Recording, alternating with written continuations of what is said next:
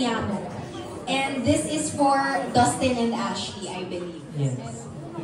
Hello, Dustin. Rain. Hello, Pao pala. Yes. Hi everyone, congratulations. Grabe, pinanood ko from the very start until the end. Napapaiyak na ako sa mga elimination mo eh. So, I have a question for Ashley. Siyempre, the PBB house, siyempre meron naman talaga eviction night. May matatanggal. So, you were first evictee at that time. So, do you think, if given a chance na mag-stay longer pa, mas napakilala mo ba ang sarili mo sa taong bahay? Or napakilala mo na at the time for 2 to 3 weeks staying in the PBB house? Yes, of course naman. I feel like anyone would want to stay longer inside the house if given a chance. And yeah, I think also if I could have stayed longer, siguro mas nakilala rin nila ako. But I also have no regrets sa 3 weeks na yun. Kasi sa 3 weeks na rin naman na yun, so unexpectedly na may mga taong mahal na rin. At marami na pala ako na-inspire. Sabi ko, akala ko sa 3 weeks na yun, wala akong napakita sa outside world. Pero surprisingly, when I went outside, parang a lot of people cried with me. Pag may mga ibang tao, pag nakikita ko sila, they would cry. So parang, kasi parang they understand what I was going through. And some people were nakaka-relate sila sa akin. And yun talaga yung pinaka hindi ko in-expect. But again, I was so grateful for that. Because bilang artista rin naman, even before pa ako nag-PBB, bilang isang actress, ang laging purpose ko sa mga tao is to inspire and to motivate a lot of people. So, siguro hanggang doon lang talaga yung PBB journey ko. Better things is waiting for me in the outside world, but no regrets. Kahit naman nung tagal ako doon, or if I stayed shorter, I feel like nothing would change rin. I mean, like, mahal pa rin ako ng tao, minahal pa rin ako ng tao, and I will always be grateful na naging parte ako ng history ng PBB. Na-feel mo ba na nag-trending ka kasi doon when you were evicted, like parang almost a week, parang nagluluksa yung mga tao? Oo nga po eh. Pati yung meme, actually. Ito nagsimula yung meme ng OA at saka yung nonchalant.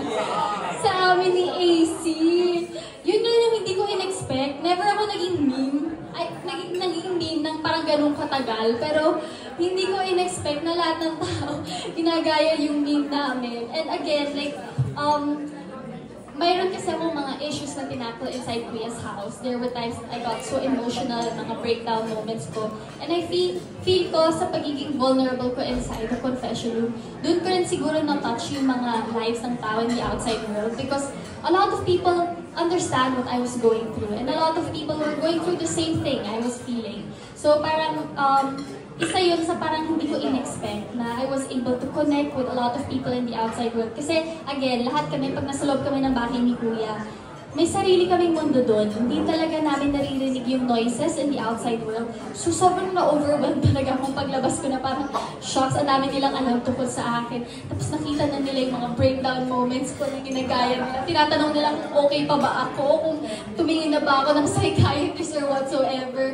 But again, I think that was still part of the journey inside PBB, and it shaped me as the person I am right now. So, whatever happened inside, no regrets, kahit 3 weeks lang po ako. Kasi sa 3 weeks na yun as a housemate, sobrang dami rin naging blessings sa outside world after.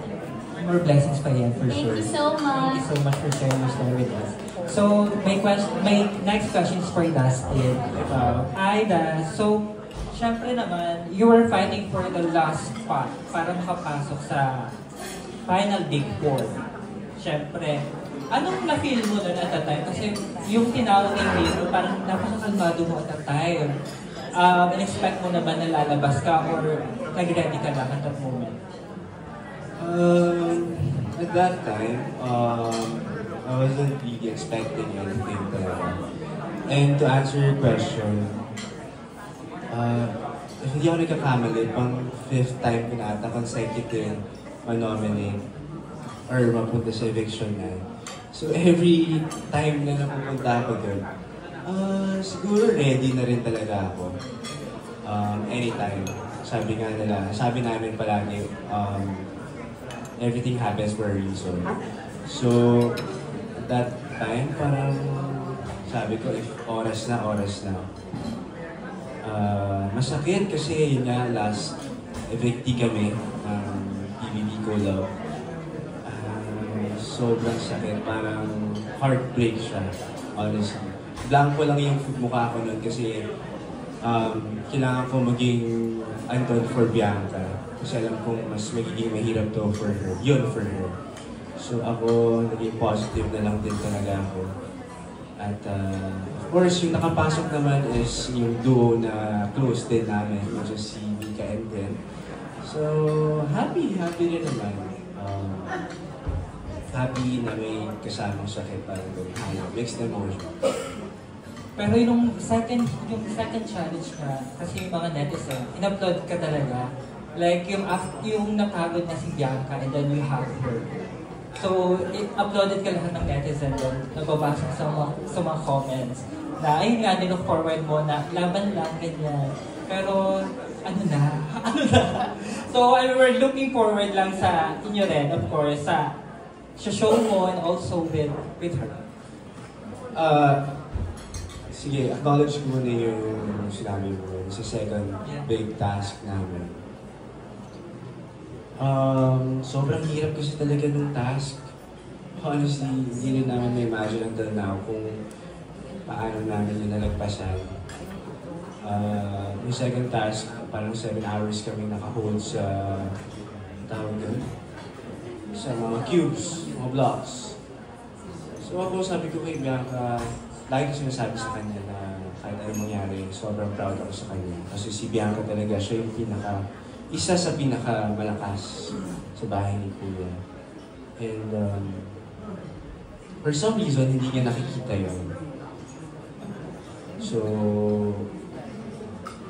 andun ako for her to remind her na parang okay lang yan, nalaban tayo ulit, mabawi tayo, may isa pa, may chance pa. Of course, ganun naman yung duo eh. Lahat naman ganun kami sa mga duos namin. So, yun lang. Thank you so much, Dan. Ay, may sabihin ka pa?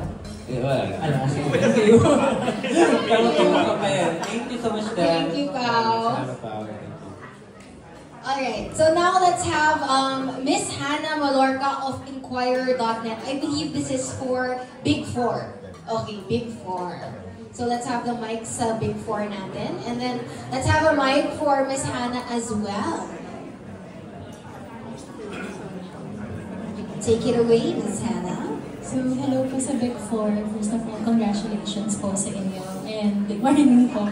So, isa sa reasons bakit kayo minahal ng taong bayan is lahat kayo may sarili-sariling kwento. You all come from different backgrounds and maraming nakarelate kung saan kayo nanggaling. So, how does it feel knowing na naka-inspire kayo ng tao and you make people feel seen with your respective stories?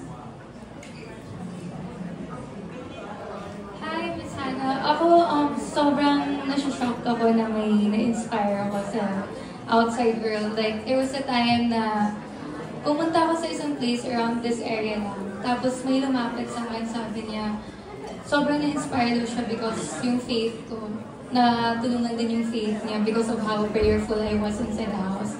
Sobrang na-touch ako nun kasi hindi ko naisip talaga yung pagiging prayerful ko ma-e-ereng or like I thought it was just latini, like parang nandun lang or like mapapakita sa labas. Pero she mentioned about how I was so prayerful and grabe na-touch talaga ako sa sinabi niya na thank you, like grabe because of me daw, na-inspire daw talaga siya. And up until now, nasa-shock ako na may na-inspire ako na tao na may mga nagpapasalamat sa akin because of what I showed sa loob ng bahay. Kaya sobrang grateful din ako and it helps me then to be better and to do better and parang reminder din na yung lahat ng ginagawa ko at saka kami talaga ni River, yung purpose talaga namin is to do this for them, to fight for others. Thank you, AZ. Ay, ako naman po, sa pagpasok ko po sa loob ng bahay. Actually, plano ko din po talaga yun na maging living testimony na kung gaano kabuti ang Panginoon sa buhay natin. Especially po sa akin, after po na lahat ng pinagdaanan ko, na hindi porket salamuot yung past mo as hindi na magbabago yun. And nakita naman din po yun sa journey namin, lahat mga housemates sa loob ng bahay, yung growth ng bawat isa. Bawat isa po sa amin, meron talagang nakitang growth po. Kaya yun din po yung pinapasalamat ko sa mga tao na nakita po nila sa amin yun. Thank you, Mika. Will? Hello, Mike, Tess. Yes. Ako naman po, syempre before coming inside the house, nakakatuwa po na nakapag-inspire kami ng maraming tao through our craft, of course. Yung mga rules at character na pinoportray namin. Talaga nakakataba po ng puso na makakita ng mga good comments about it po.